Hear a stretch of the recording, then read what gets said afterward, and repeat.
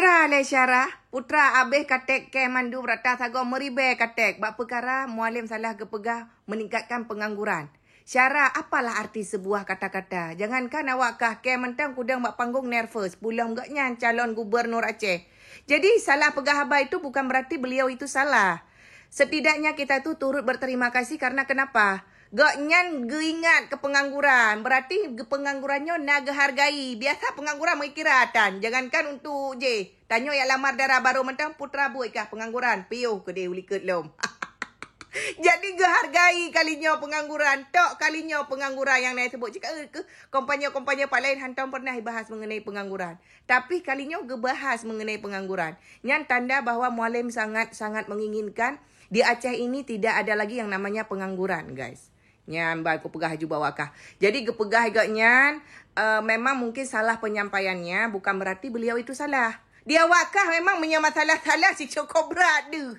Si kapreh-preh pat salah. Apalah arti sebuah kata-kata Syarah? Yang penting kerja nyata. Ilmu yang perkara kata-katanya dumpu je tak cek langit. Nyoy rona menoi rona medeh nyontek le menoi le medeh. Tapi yang beliaunya hana payah taragukan le. InsyaAllah luar biasa kepegah abah sesuai janji.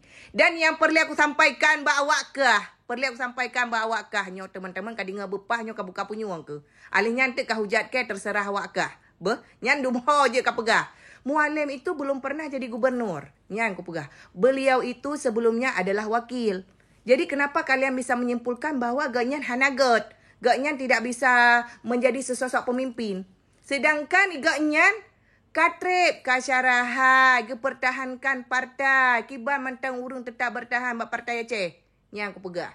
Jadi bek katek ke hana mempan yang katek Syarah. Menyalong tetap aku pilih mualim nombor isa. Mualim tetap calon gubernur Aceh nak dengar tu kenan.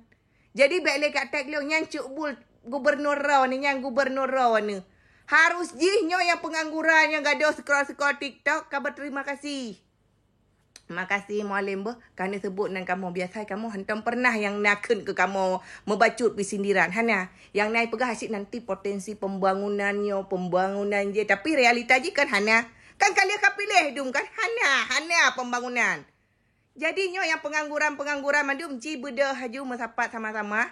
Ya wakahnya yang tengah dua nonton Hana pun nonton tengah main-main cim Hana le gunanya ka beda haju segera ka pilih mualim ke gubernur. Ngak na buat ka wakah.